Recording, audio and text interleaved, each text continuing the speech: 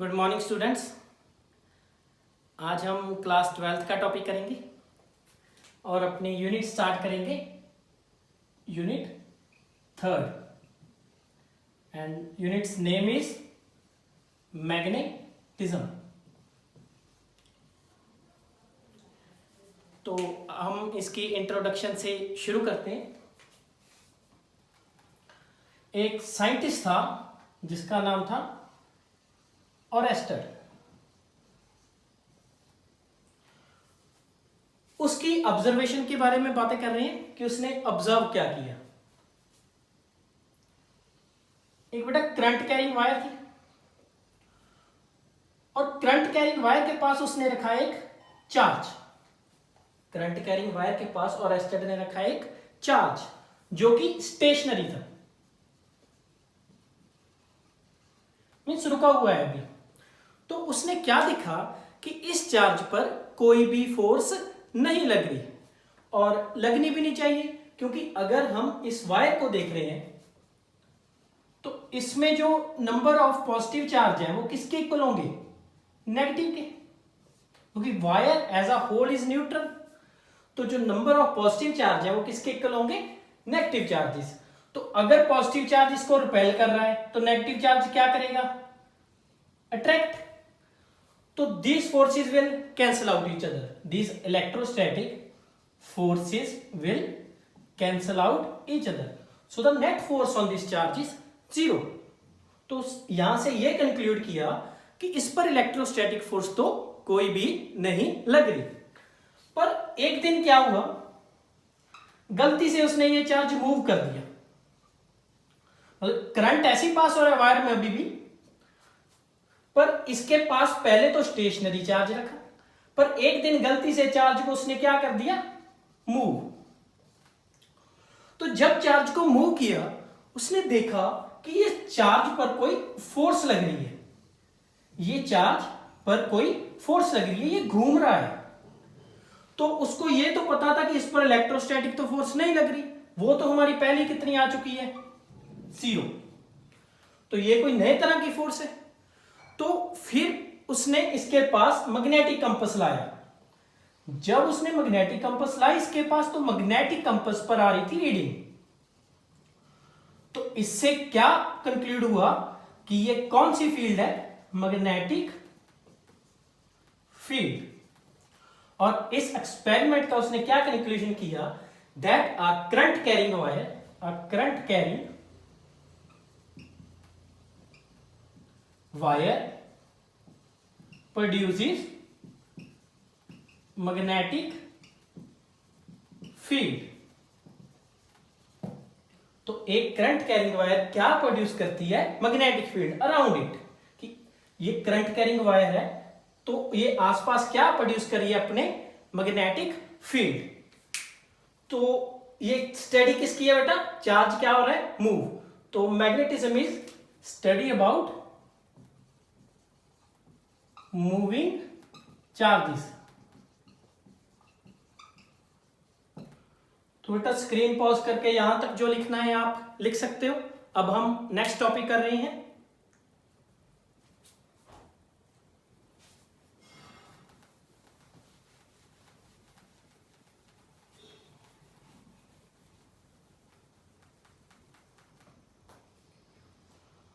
तो इस हमारी यूनिट मैग्नेटिज्म में हमारे चैप्टर के दो एस्पेक्ट हैं। एक तो एस्पेक्ट है हमें कैलकुलेट करनी है मैग्नेटिक फील्ड, हमें कैलकुलेट करनी है मैग्नेटिक फील्ड, यह है पहला एस्पेक्ट। दूसरा एस्पेक्ट है इस चैप्टर का, हमें उसकी डायरेक्शन के बारे में बात करनी है, हमें उसकी डायरेक्शन के बारे में बात करनी है। तो जो तो है हमारा पार्ट कैलकुलेट मैग्नेटिक फील्ड, इसमें 2 पार्ट्स होंगे हमारे mainly, Biot Savart law and Ampere circular law.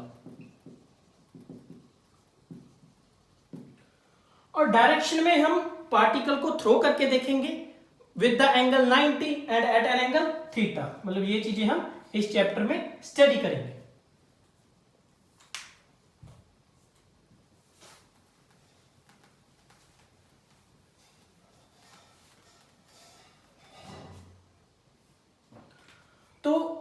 जो उसने स्टडी की कि वायर प्रोड्यूसेस मैग्नेटिक फील्ड, तो उसमें उसने कुछ चेंजेस कर करके देखे। जैसे फर्स्ट चेंज किया उसने मैग्नीट्यूड ऑफ चार्ज को किया इंक्रीज, मैग्नीट्यूड ऑफ चार्ज को किया इंक्रीज। तो जब उसने मैग्नीट्यूड ऑफ चार्ज को किया इंक्रीज, तो क्या नोट किया गया कि जो इस पर फोर्स लग रही है, जो इस पर फोर्स लग रही है वो भी हुई इंक्रीज।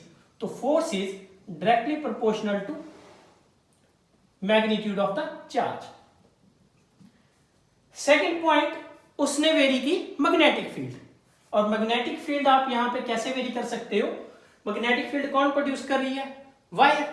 तो अगर आप करंट इंक्रीज या डिक्रीज करोगे तो क्या वेरी करेगी? Magnetic field.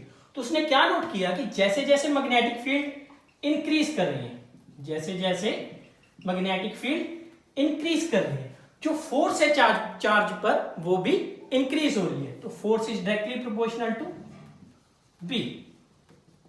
और थर्ड पॉइंट उसने देखा स्पीड पर, स्पीड एंड एंगल। उन्होंने क्या नोट किया एक्सपेरिमेंट में कि अगर तो हम पार्टिकल मान लो मैग्नेटिक फील्ड इनसाइड है, इनसाइड मैग्नेटिक फील्ड को डिनोट करते हैं क्रॉस से, आउटसाइड को डिनोट करते हैं डॉट से। तो सपोज कर लो मैग्नेटिक फील्ड इनसाइड है, तो उन्होंने क्या नोट किया कि अगर तो हम पार्टिकल थ्रो कर रहे हैं in the direction of magnetic field या opposite to the direction of magnetic field, तो उस पर फोर्स थी जीरो, उस पर फोर्स थी जीरो। मींस जब एंगल जीरो है और 180 है। पर अगर हम इसको एट द एंगल 90 थ्रो कर रहे हैं तो फोर्स थी मैक्सिमम। तो इससे पता लगा कि हमें जो एंगल यूज होना है, sine 0 is 0, sine 180 is 0 and sine 90 is maximum. तो एंगल यूज होगा बेटा साइन थीटा। मींस और एक और चीज नोट की कि जैसे जैसे वो उसकी स्पीड को इंक्रीज कर रही है उसके साथ इस पर फोर्स भी क्या हो रही है? Increase. Means force is directly proportional to v sin theta. तो combining all this three, combining all these equations we get force is equal to QVB sin theta। जहां आप लिख सकते हैं हम QV क्रॉस B।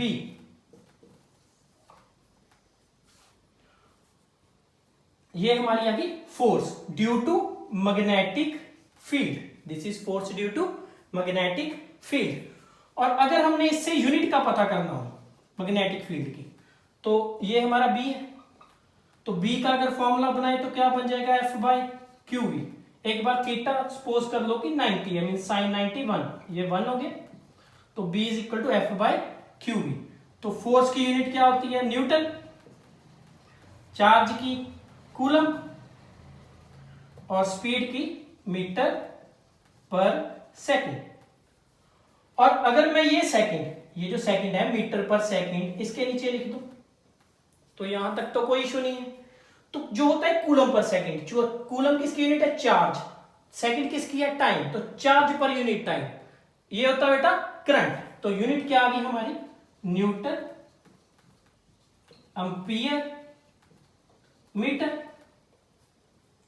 और इसका नाम है टेस्ला, इसका नाम रखा गया टेस्ला। यह है हमारी SI unit of magnetic field.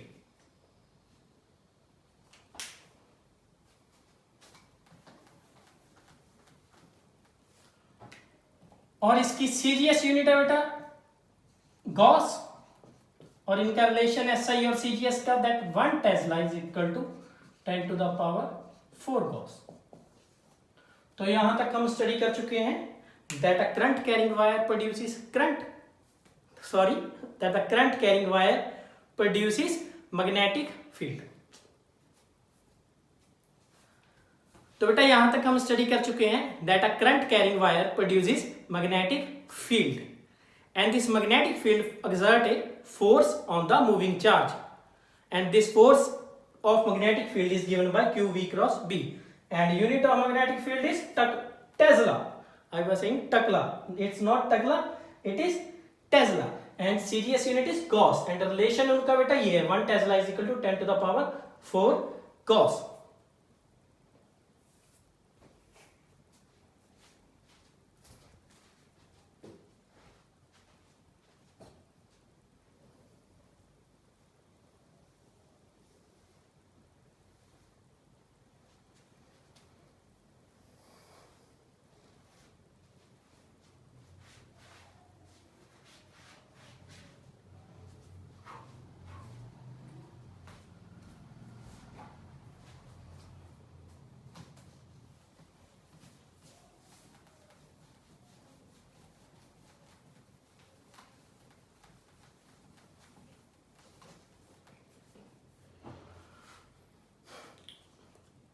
अब हमारा नेक्स्ट टॉपिक है जो हम डिस्कस करेंगे, that is Biot Savart law. Means हम पहले कैलकुलेशन ऑफ मैग्नेटिक फील्ड के टॉपिक कर रहे हैं जो है बायोट-सैवर्ट लॉ और एम्पियर-सर्कुलेटर लॉ। फर्स्ट लॉ है बेटा बायोट-सैवर्ट लॉ। और बेटा लॉ का कोई प्रूफ नहीं होता, लॉ का कोई प्रूफ नहीं होता, they are laws made by scientist, वो हमें एज इट इज दिमाग में रखने होते हैं। तो बेटा कोई current carrying wire, Biot Savart law क्या कहता है कि अगर आपको इस करंट कैरिंग वायर की मैग्नेटिक फील्ड कैलकुलेट करनी है, if we have to calculate the magnetic field of the current carrying wire, तो कंसीडर एनी एलिमेंट डीएल। और मान लो आप इस पोजीशन पॉइंट पी पर कैलकुलेट कर रहे हैं। एक पॉइंट नोट करना बेटा, अगर आप इस पॉइंट पी का डिस्टेंस देखो, मान लो अलग अलग एलिमेंट आप कंसीडर कर रहे हो, small small DL DL DL, तो डिस्टेंस देखो हर एक का डिफरेंट है। बट अगर आप मैग्नेटिक फील्ड देखो, इसके कारण राइट हैंड थंब रूल से, मतलब ये स्ट्रेट हमारा थंब करंट है, तो मैग्नेटिक फील्ड इनसाइड, सबके कारण क्या होगी, इनसाइड। तो अगर हम एक डीएल के कारण मैग्नेटिक फील्ड कैलकुलेट कर लें, एक डीएल के कारण मैग्नेटिक फील्ड कैलकुलेट कर लें, तो दूसरी सभी डीएल के कारण भी सेम डायरेक्शन में होगी, तो हम उनका सिंपली क्या कर सकते हैं, एडिशन, जहां आप कह सकते हो हम क्या कर देंगे, इंटीग्रेशन। तो बायोट-सैवर्ट लॉ क्या कहता है कि अगर आपको मैग्नेटिक फील्ड कैलकुलेट करनी है at any point P, consider any element DL and distance is R vector.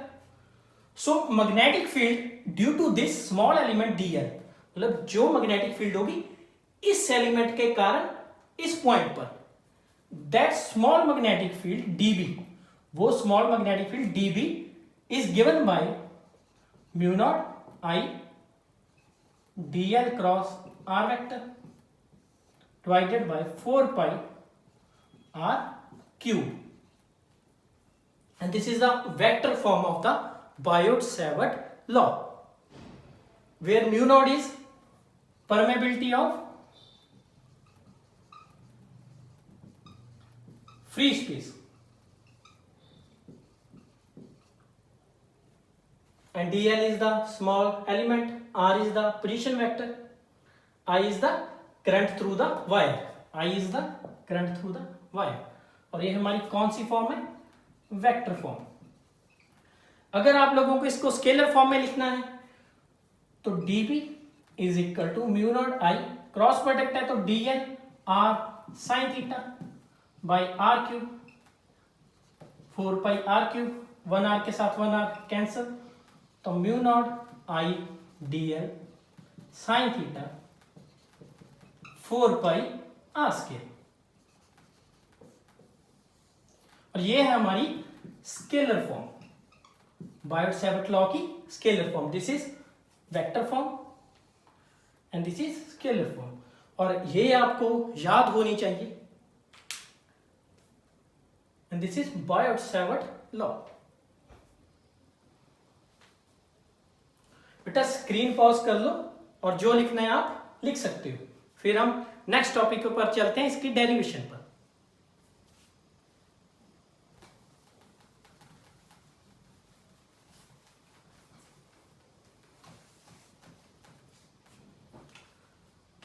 Next topic है बेटा application of Biot Savart law, applications of Biot Savart law. Means हम बेटा बायोट सेवर्ट को लॉ को use करेंगे और मैग्नेटिक फील्ड फाइंड करेंगे। सबसे फर्स्ट एप्लीकेशन है magnetic field due to a infinite current carrying wire. बेटा हमें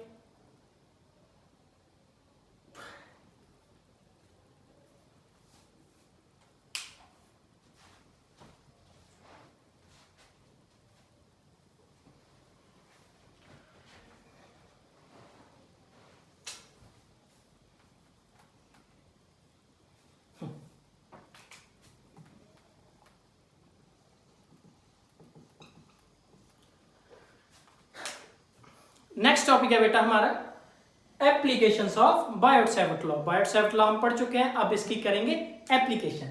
फर्स्ट एप्लीकेशन है बेटा हमें मैग्नेटिक फील्ड फाइंड करनी है due to a finite current carrying wire, मतलब जिसकी लेंथ फाइनाइट है वायर की। तो एक वायर ड्रॉ कर ले बेटा, करंट कैरी कर रही है तो करंट आई, तो कुछ भी लेट कर लो बेटा, let I is the current through wire. तो हमें बेटा according to Biot Savart law procedure पता है, हमें सबसे पहले क्या कंसीडर करना होगा, स्मॉल एलिमेंट। तो कहीं भी बेटा from centre small element DL consider कर लो, और जो भी पॉइंट है बेटा कोई भी पॉइंट लेट कर लो जहां पर आपने मैग्नेटिक फील्ड कैलकुलेट करनी है, any point P, let P is point at which magnetic field is to be calculated। तो बेटा इससे जो आप डिस्टेंस लोगे उसको आप क्या लिखोगे, R वेक्टर। तो ये जो बेटा वायर है इस पॉइंट से इसका कोई परपेंडिकुलर डिस्टेंस होगा, let perpendicular distance be D। और बेटा ये हमने जो कंसीडर की है लेंथ dl, मान लो हमने L लेंथ पर कंसीडर की है फ्रॉम द सेंटर, कि ये L लेंथ की दूरी पर है dl। तो अब हम इसे सॉल्व करते हैं बेटा। तो अकॉर्डिंग टू बेटा विच लॉ, आपको पता है कौन सा लॉ लगाना है, आपको सब आता है। According to Biot Savart law, magnetic field due to small element dl is equal to mu naught I dl sin theta by 4 pi r square। अब बेटा ध्यान से देखना, म्यू नॉट तो कांस्टेंट है, करंट आई भी कांस्टेंट है, 4 और पाई भी कांस्टेंट है। तो हमें मेनली क्या क्या कैलकुलेट करना है, डीएल कैलकुलेट करना है, एक हमें थीटा कैलकुलेट करना है। और बेटा एक और मेन पॉइंट जो आपको बायोट सेवर्ट लॉ में बताना भूल गया, ये जो एंगल है थीटा, ये होता है बेटा जो आप एलिमेंट कंसीडर कर रहे हो डीएल और आर वेक्टर में। जैसे बेटा ये आपका डीएल है, ये आपका आर वेक्टर है, यहां पर जो एंगल होगा वो होगा आपका थीटा, वो हम कैलकुलेट करते हैं। So this angle is between DL and R, theta is between DL and R. और थर्ड बेटा अननोन क्या है, आर, स्मॉल आर। तो हमें डीएल कैलकुलेट करना है, आर कैलकुलेट करना है साइन थीटा, और हमारी डेरिवेशन हो जाएगी खत्म। तो हम आते हैं बेटा डेरिवेशन पे। पहले हमने क्या कैलकुलेट करना है, आर कैलकुलेट कर ले। तो इसका एंगल बेटा हम मान ले कि ये थीटा है, ये जो एंगल बना रहा है बेटा with the point that is theta, और ये कितना है बेटा 90। अब आप सब लोगों को पता है sum of angle of triangle is 180। तो अगर ये बेटा मैंने थर्ड एंगल लिखना हो तो ये क्या आएगा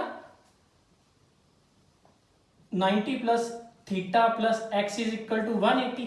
तो ये जो एक्स है बेटा, एक्स कितना आ गया 180 माइनस 90 माइनस थीटा, तो बेटा 90 माइनस थीटा, ये एंगल आ गया 90 माइनस थीटा।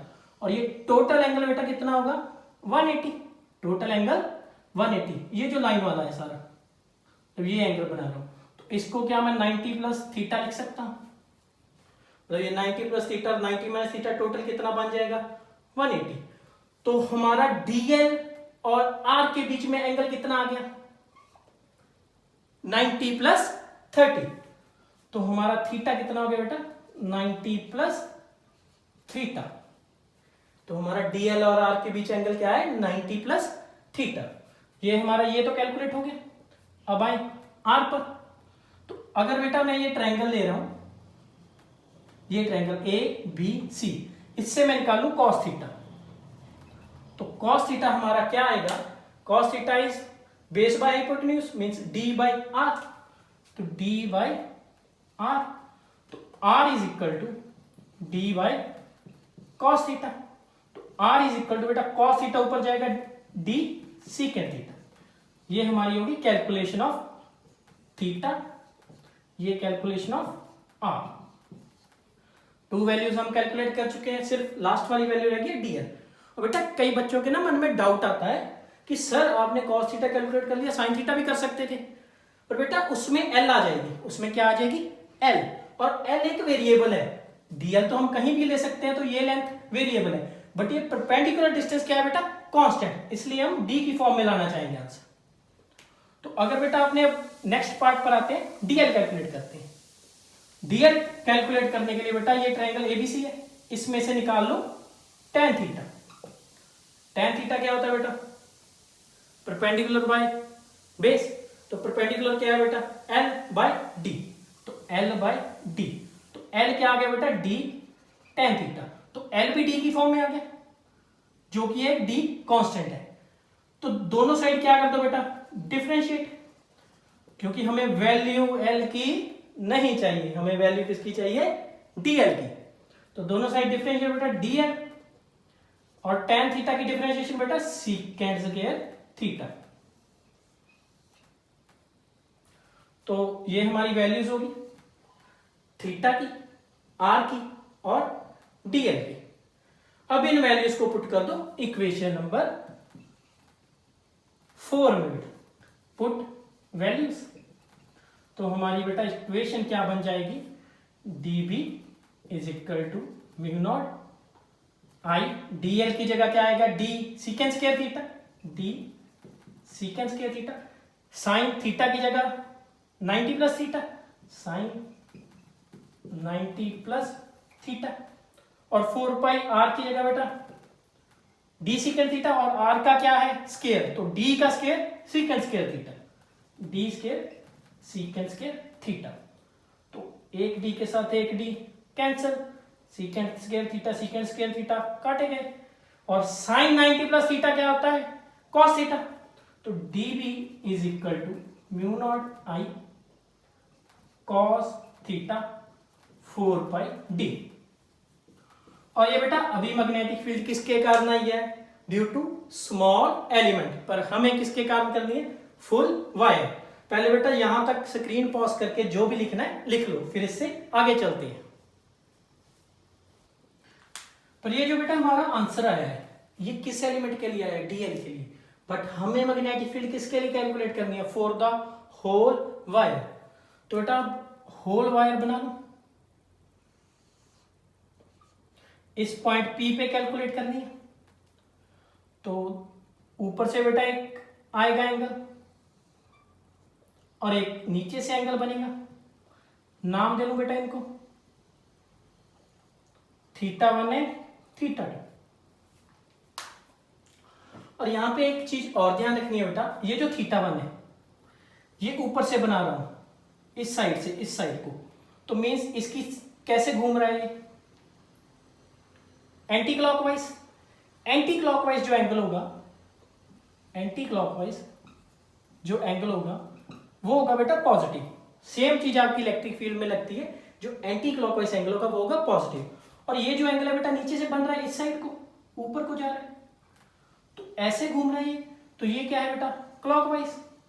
क्लॉकवाइज एंगल होगा बेटा नेगेटिव, मींस जो वायर के कारण एंगल बन रहा है वो है θ2 टू θ1, पर θ2 क्या है बेटा क्लॉकवाइज, सो इसको क्या लेंगे -θ2 टू θ1। बेटा लिमिट का एक्सप्लेन कर रहा हूं, क्योंकि अभी हमने डीबी कैलकुलेट कर लिया। वायर के लिए कैलकुलेट करने के लिए हमें इसकी क्या करनी होगी, इंटीग्रेशन। तो इंटीग्रेशन में बेटा थीटा की लिमिट चाहिए, तो थीटा कहां से कहां वेरी करे, θ2 टू θ1। और मेन चीज बस एक ही समझनी है, एंटी क्लॉकवाइज बेटा पॉजिटिव, क्लॉकवाइज एंगल नेगेटिव। तो इंटीग्रेटिंग बोथ साइड्स, बेटा integration of dB, integration of mu naught I cos theta by 4 pi D. तो इंटीग्रेशन ऑफ dB तो बेटा सिंपल है, हमें पता टोटल मैग्नेटिक फील्ड B आ जाएगी, म्यू नॉट आई कांस्टेंट है, 4 पाई dB कांस्टेंट है। सो इस साइड रह जाएगी इंटीग्रेशन ऑफ cos थीटा, और cos थीटा की लिमिट बेटा फ्रॉम -θ2 टू -θ1। बेटा माइनस इसलिए आया है क्योंकि ये क्लॉकवाइज है, एंटी क्लॉकवाइज पॉजिटिव लेते हैं एंगल और क्लॉकवाइज एंगल को हम नेगेटिव लेते हैं। तो बेटा B is equal to mu naught I 4 pi D. तो cos थीटा की बेटा integration sin theta, limit -θ2 to θ1, तो mu naught I 4 pi D.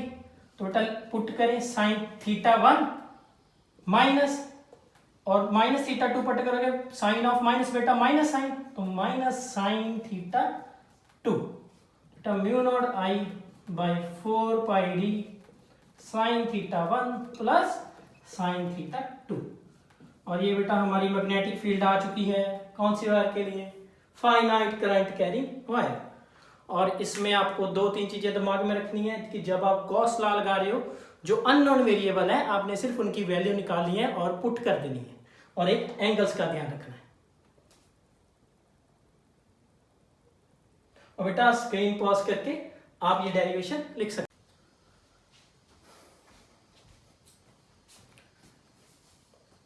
तो अब बेटा हम अपना नेक्स्ट टॉपिक करते हैं, जो कि है हमने पहले अभी क्या कैलकुलेट किया है, magnetic field due to a finite current carrying wire.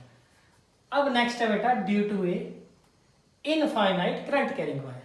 ठीक है, फाइनाइट हम कर चुके हैं, अब क्या करें, इनफाइनाइट। तो ये रहा हमारा फाइनाइट का फॉर्मूला, ये किसके लिए फॉर्मूला था हमारा, फाइनाइट के लिए। अब मान लो बेटा इनफाइनाइट वायर है, मीन्स उसके बोथ एंड कहीं भी खत्म नहीं हो रही। तो आप कोई भी पॉइंट ले लो बेटा P। तो ये जो इनफाइनाइट वायर है, आप हम कोई भी पॉइंट P लेट कर रहे हैं, इसका जो डिस्टेंस होगा इनफाइनाइट के वायर के मुकाबले में तो बहुत कम होगा। हम वायर तो इनफाइनाइट ले रहे हैं, ये डिस्टेंस तो बेटा बहुत कम होगा। मींस जितना मर्जी डिस्टेंस ले रहे हैं इसके लिए, वायर के लिए तो ये इग्नोरेबल होगा, क्योंकि वायर क्या है, इनफाइनाइट। तो जब हम ऊपर से एंगल बनाएंगे, जो हम θ1 और θ2 बना रहे थे, ऊपर से इनफाइनाइट से एंगल लाएंगे, तो ऑलमोस्ट वो स्ट्रेट लाइन आ जाएंगे बेटा। क्योंकि बेटा हम कहां से ला रहे हैं, इन्फिनिटी से ला रहे हैं, नीचे से भी और ऊपर से भी। तो एंगल कितने बनेंगे, वो 90 एंड 90। तो θ1 कितना इनफाइनाइट वायर में 90, और θ2 भी कितना 90। तो magnetic field mu naught I 4 pi D sine 90 plus sine 90। तो बेटा B is equal to mu naught I 4 pi D 1 plus 1। तो ये बेटा हमारा आंसर आ चुका है। 2 को कैंसिल कर दो बेटा, mu naught I bye 2 pi T. और ये मैग्नेटिक फील्ड बेटा किसके कारण है, ड्यू टू इनफाइनाइट वायर।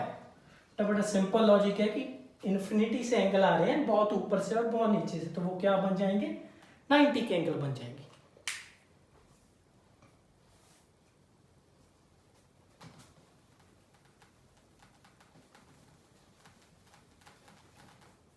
अब बेटा हम इनफाइनाइट करंट कैरिंग वायर कर चुके हैं। नेक्स्ट टॉपिक है हमारा वायर के रिलेटेड ही। अब वायर आएगी सेमी फाइनाइट वायर। मीन्स एक साइड से तो इनफाइनाइट है वायर, एक साइड पर एंड हो रही है, means it is infinite on one and but it ends on another and. तो अगर आप बेटा कोई पॉइंट P ले रहे हो, तो इन्फिनिटी वाले से तो आपको पता ही है बेटा एंगल कितना बनेगा, 90। मीन्स उसके लिए तो बेटा इग्नोरेबल ही होगा। पर ये जो है बेटा हमारा जहां पर वायर खत्म हो रही है, उस साइड से हमारा एंगल कितना बनेगा, 0। बेटा अगर तो आप बना रहे हो इन्फिनिटी से तो वो क्या बनेगा 90, पर जो एंड खत्म हो रहा है वहां से क्या बनेगा 0। तो एक θ1 अगर हम 90 मान रहे हैं तो θ2 कितना होगा 0। तो वैल्यू पुट कर दे बेटा b is equal to mu naught I 4 pi D sine 90 plus sine 0 degree. तो बेटा b is equal to mu naught I 4 pi D 1 plus 0। तो magnetic field is equal to 4 pi D 1। तो बेटा हमारा answer आ गया mu naught I by 4 pi D. और ये किसका आंसर है बेटा semi infinite wire, semi infinite wire mu naught I by 4 pi D. तो बेटा हम नेक्स्ट टॉपिक स्टार्ट कर रहे हैं। पहले हम कर चुके हैं magnetic field due to infinite wire, finite wire and semi infinite wire. Next topic है हमारा वो भी एप्लीकेशन ऑफ बार्ड-सेविट लॉ, ये magnetic field due to a current carrying ring. हमें मैग्नेटिक फील्ड कैलकुलेट करनी है due to a current carrying ring. तो सबसे पहले बेटा डायग्राम बना ले उसकी।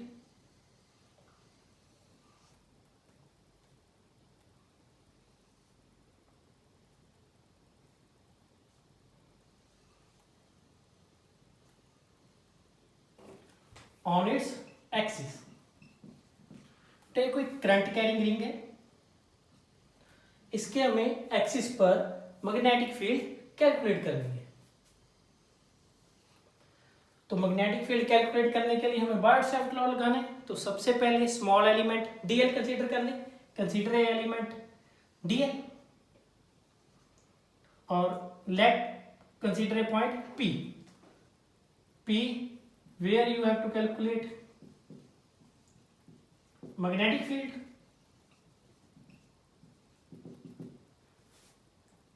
or let R is the position vector, R is position vector।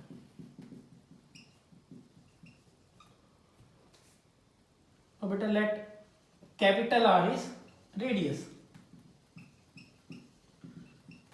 of ring, capital R है रेडियस और डिस्टेंस ऑफ पॉइंट पी भी डी लेट कर ले। Let D is the distance of point P जहां पे आपको मैग्नेटिक फील्ड कैलकुलेट करनी है। तो बेटा करंट इस साइड है, तो अगर हम लगाएं राइट हैंड स्क्रू रूल, अगर हम लगाएं राइट हैंड स्क्रू रूल, इस हमारा बार्ड-सेविट लॉ क्या है dB is equal to mu naught I dl cross r by R cube. तो हमें डायरेक्शन पता होनी चाहिए। तो अप साइड हमारा करंट ऐसे मींस रिंग हमारी ऐसे पड़ी हुई है बेटा, ऐसे नहीं है ऐसे है रिंग। तो करंट ऐसे है बेटा और आर वेक्टर इस साइड जा रहा है, तो ये हमारा dl वेक्टर है और ये हमारा r वेक्टर है। तो अगर हम राइट हैंड स्क्रू लाइन लगाएं dl cross r means r की तरफ अपना हाथ ले जाएं और dl की तरफ कर्ल कर दें, dl उस साइड है तो मतलब dl ऐसे आ रहा है ना इस साइड करंट, तो ऐसे कर्ल कर दें तो मैग्नेटिक फील्ड की डायरेक्शन इस साइड आ गई, मींस इस पॉइंट पर मैग्नेटिक फील्ड की डायरेक्शन db। सिमिलरली बेटा अगर हम dl कंसीडर करें डाउन साइड तो करंट उस साइड होगा। तो अगर उस साइड है तो हम पोजीशन वेक्टर r यहां से भी लेट करेंगे। करंट उस साइड को है मतलब इस साइड को है, वहां पर बेटा इस साइड आ रहा था तो पोजीशन वेक्टर उस साइड होगा बेटा। तो अगर सेम रूल यहां पर लगाना है तो पहले तो उस साइड बेटा हैंड लेकर जाओ r की तरफ और फिर dl की डायरेक्शन में कर्ल कर दो तो मैग्नेटिक फील्ड की डायरेक्शन दिस साइड, इस मैग्नेटिक फील्ड की डायरेक्शन ये आ गई।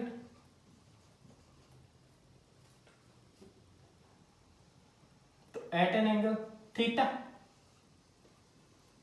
तो अगर बेटा अब हम इसके कंपोनेंट ब्रेक करें, इसके हम कंपोनेंट्स ब्रेक करें। तो थीटा के साथ वाला कंपोनेंट dB cos थीटा और ये component dB sin theta. Similarly इसके कंपोनेंट ब्रेक करें, थीटा के साथ वाला बेटा dB cos थीटा और ये dB sin थीटा। और ये जो dB cos थीटा दे आर opposite in direction but same in magnitude, उनका मैग्नीट्यूड सेम है बेटा बट डायरेक्शन क्या है opposite. So this cos theta component क्या करेंगे, एक दूसरे को कैंसिल कर देंगे। सो cos theta components cancels out each other. और अगर बेटा हम बायोट-सैवर्ट लॉ लिख रहे हैं, dB is equal to mu naught I dl sine theta, scalar form में लिख रहे हैं बेटा 4 पाई r स्केयर। तो ये अगर हम थीटा की बात करें, ये थीटा कौन सा होता है, dl और r का एंगल।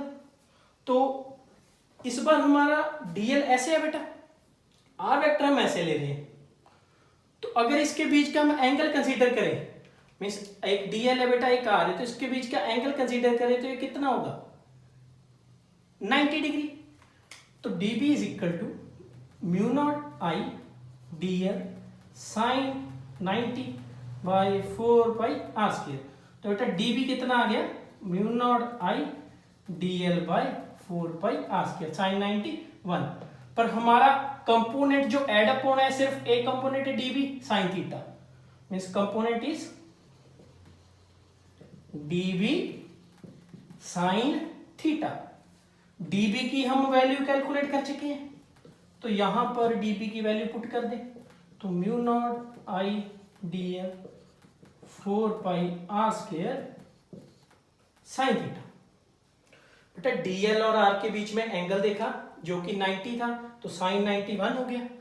और हमने ये जो कंपोनेंट जो उसका एक्सिस के अलोंग है cos थीटा तो कैंसिल हो गया, उसमें वैल्यू पुट कर दी dB साइन थीटा में, dB की वैल्यू पुट कर दी mu naught I dl by 4 pi r square. क्योंकि हमें जो मैग्नेटिक फील्ड कैलकुलेट करनी है वो कहां करनी है, ऑन इट्स एक्सिस। तो बेटे अगर हम इस डायग्राम से देखें, ये टोटल एंगल कितना होगा 90, तो ये एंगल क्या हो गया 90 माइनस थीटा। और बेटा जो वेक्टर्स होते हैं जो हमने ऐसे क्रॉस प्रोडक्ट करके निकाला, वो भी एक दूसरे के क्या होते हैं 90। तो ये एंगल क्या होगा बेटा 90 और ये क्या होगा 90 माइनस थीटा। तो सेम प्रोसीजर से बेटा ये टोटल क्या होगा 180।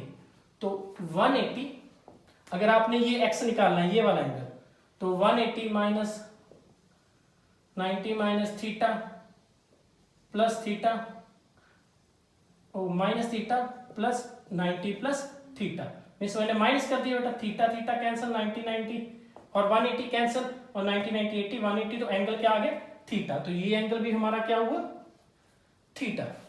तो अगर बेटा ये एंगल हमारा थीटा है,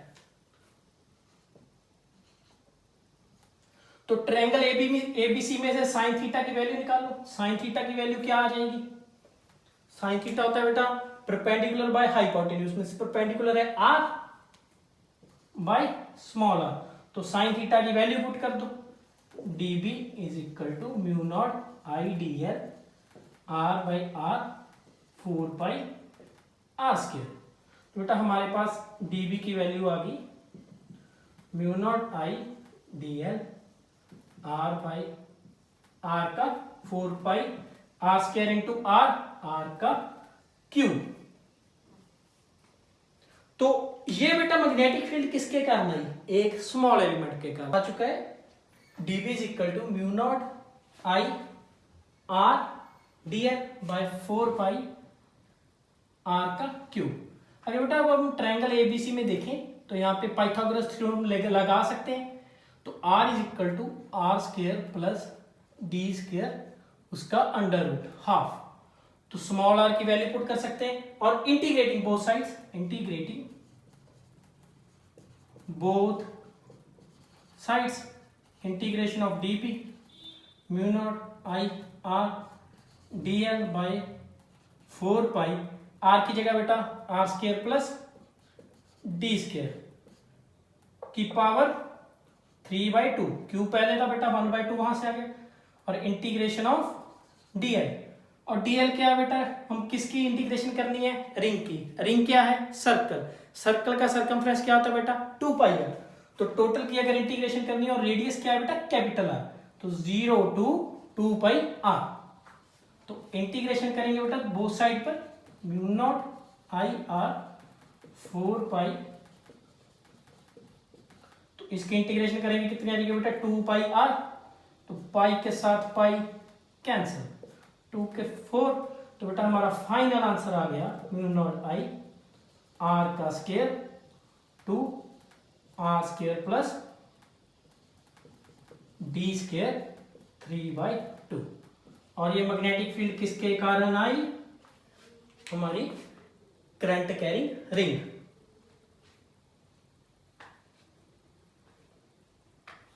बेटा स्क्रीन पॉज करके आप ये सब लिख सकते हो।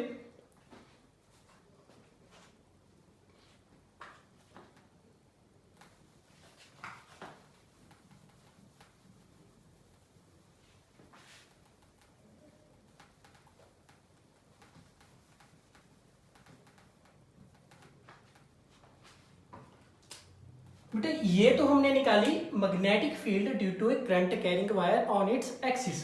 पर अगर यही हमने निकालनी हो on its centre, on its centre means पहले तो हम एक्सिस पे निकाल रहे थे, अब कहां पे निकालनी है, सेंटर पे। जब तो बेटा हम यहां पर थे तो डिस्टेंस क्या था, t। पर अगर हम सेंटर पर आ जाए, कहां पर आ जाए, सेंटर पर, तो ये डिस्टेंस कम होता होता कितना हो जाएगा, यहां पर आकर 0। तो at centre d is equal to 0, तो b is equal to mu naught I R square 2 R square. बेटा d की जगह तो 0 आ जाएगा, तो आर स्क्वायर की पावर 3/2, 2 और 2 कैंसिल, तो mu naught I R square 2r की क्यूब, ये कैंसिल बेटा। तो फाइनल आंसर सेंटर पे आ गया mu naught I by 2r, magnetic field at the centre of the ring. तो इसमें हमने बेटा दो कैलकुलेट किए, एक एट द एक्सिस और दूसरी एट द सेंटर।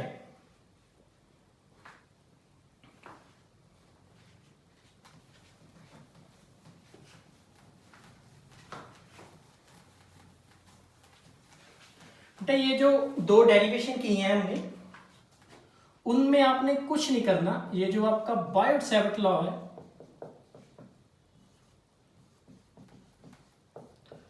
उसमें जो बस अननोन वेरिएबल है डीएल, साइन थीटा और आर, दोनों डेरिवेशन में आपने इनकी वैल्यू पुट करनी है और आपका आंसर आ जाएगा। इन दोनों में यही ख्याल रखना है। वायर में ध्यान रखना है उसकी लिमिट का, that is -θ2 to θ1, that anti clockwise angle is positive, clockwise it is negative. और आपने रिंग में ध्यान रखना है बेटा उसके बेटा इंटीग्रेशन का कि 0 to 2 पाई आर होगी क्योंकि सर्कल है। और आपने एक ध्यान रखना है बेटा जो आपका रेडियस है that you can calculate from Pythagoras theorem. अब बेटा इसके न्यूमेरिकल्स पर आते हैं।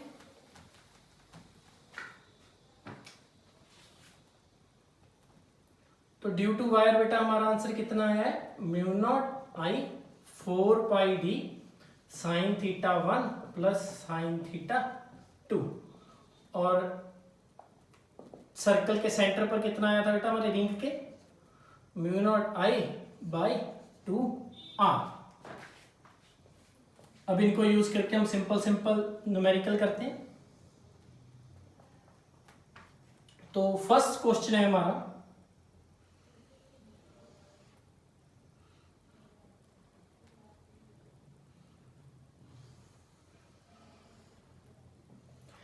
इस स्मॉल सर्कल का रेडियस है बेटा r और इस लार्ज सर्कल का रेडियस है 2r। और हमें मैग्नेटिक फील्ड करनी है कैलकुलेट इस पॉइंट P पर, और करंट ऐसे फ्लो कर रहा है। उससे पहले बेटा एक रूल सुन लो, right hand rule. Right hand rule is use to find, right hand rule, इसको हम यूज करते हैं मैग्नेटिक फील्ड की डायरेक्शन फाइंड करने के लिए। बेटा राइट हैंड में आपने थंब और ये कर्ल ऑफ फिंगर यूज करनी है। भले बेटा इसको करंट मान लो, थंब को, भले मान लो कर्ल ऑफ फिंगर को करंट, वो डिपेंड करते हैं सिचुएशन पर। कि अगर तो आपका कंडक्टर स्ट्रेट है तो थंब हमारा क्या होगा, करंट, मीन्स थंब क्या होगा, करंट। तो ये जो कर्ल है ये देगी हमें मैग्नेटिक फील्ड, मीन्स अपसाइड तो आउटसाइड आ रही है मैग्नेटिक फील्ड, और डाउन साइड इनसाइड जा रही है। अगर आप ये एग्जांपल लो तो इसके इस साइड बेटा इनसाइड जा रही है मैग्नेटिक फील्ड, थंब हम direction of thumb in the direction of current रखी तो इनसाइड जा रही है, और इस साइड हमारी आउटसाइड आ रही है। और अगर आपका जो कंडक्टर है वो सर्कल है बेटा, मतलब रिंग वगैरह है, तो ये जो कर्ल है, ये जो कर्ल है इसको मान लो करंट। अगर स्ट्रेट है तो थंब को मान लो करंट, अगर कर्ल है तो इसको मान लो करंट, थंब, तो थंब की direction inside, so magnetic field is inside. अगर बेटा करंट की डायरेक्शन अपोजिट कर देता तो मैग्नेटिक फील्ड की डायरेक्शन आउटसाइड। और ये रूल बेटा ध्यान से कर लेना, राइट हैंड रूल, ये न्यूमेरिकल्स में आपके बहुत काम आएगा।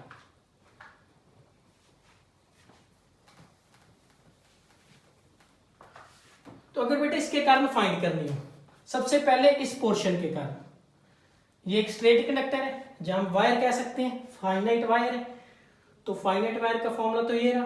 पर अगर हम इस पॉइंट P की बात करें तो इससे बेटा अगर हम एंगल्स बनाएं तो एंगल्स भले इस साइड से बनाए या इस साइड से बनाए तो एंगल कितना आएगा, 0, और साइन 0, यहां पर भी साइन 0, तो साइन 0 कितना होता है, 0 बेटा, तो magnetic field due to this wire becomes 0।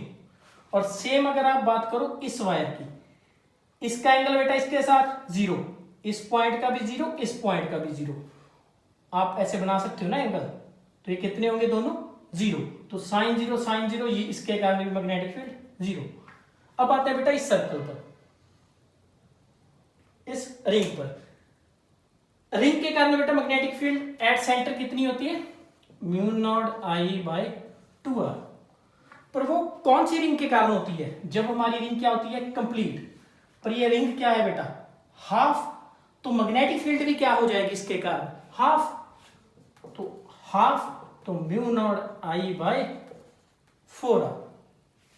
और डायरेक्शन फाइंड करनी हो, कर्ल करें, डायरेक्ट करंट ऐसे जा रहा है तो ऐसे कर्ल करें, करंट की डायरेक्शन इनसाइड, तो ये क्या आ जाएगी, इनसाइड। और बेटा अगर इस सर्कल की बात करें ऊपर वाले की, जिसका रेडियस क्या है, 2r, तो ऐसे करंट जा रहा है तो मैग्नेटिक फील्ड पहले तो हमें पता है म्यू नॉट I/2, रेडियस की जगह में रेडियस भरना था, इसका रेडियस था r, इसलिए r भर दिया। इस बड़े सर्कल का रेडियस है 2r, इसका रेडियस है बेटा 2r, तो r की जगह 2r, तो म्यू नॉट I/4r। पर ये तो होगी बेटा कंप्लीट सर्कल के लिए, जब वो सर्कल कंप्लीट था। अगर हाफ हो तो इसका भी हाफ कर दे, म्यू नॉट I/8r। और अगर हमने डायरेक्शन करनी है तो करंट इस साइड जा रहा है तो कर्ल करो इस साइड होगी, तो थंब आउटसाइड, मतलब इसके कारण क्या आ रही है, आउटसाइड। और डायरेक्शन क्या है दोनों की, ऑपोजिट, तो जब डायरेक्शन ऑपोजिट हो वेक्टर की तो वो क्या होते हैं बेटा, माइनस। ये आ गया हमारा final answer, mu naught I/4r minus mu naught I/8r। Next numerical करते हैं बेटा।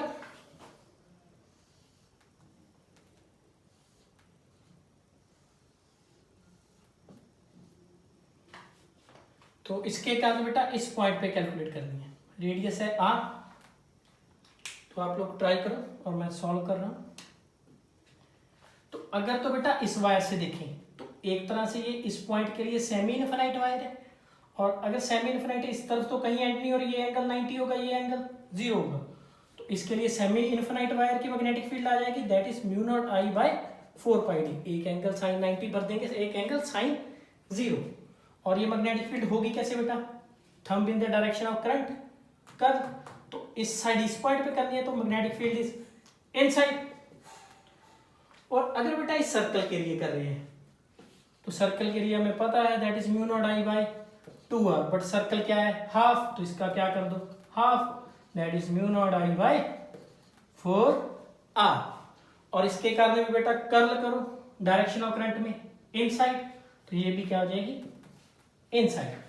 और इसके साथ तो बेटा ये जो थर्ड वायर है इसके साथ तो एंगल ही दोनों पॉइंट्स का 0 बन रहा है, तो इसके कारण मैग्नेटिक फील्ड 0। तो टोटल बेटा इनसाइड है। तो अगर सेम डायरेक्शन में है तो वेक्टर क्या होता है, ऐड। ऑपोजिट डायरेक्शन में है तो सब्ट्रैक्ट। तो ऐड होगा बेटा यहाँ पर b1 plus b2 plus b3 means mu naught I by 4πd plus mu naught I by 4r। ये हमारा आंसर आ गया बेटा। अगर आपने कॉमन लेना है that mu naught by 4πd, mu naught I by 4πd, तो आप कॉमन भी ले सकते हो।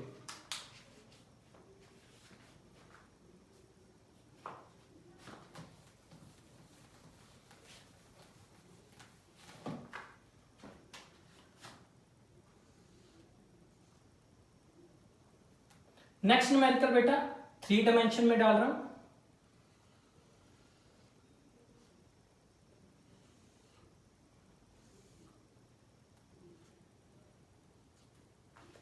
नेक्स्ट न्यूमेरिकल बेटा 3 डायमेंशन में, यहां से करना।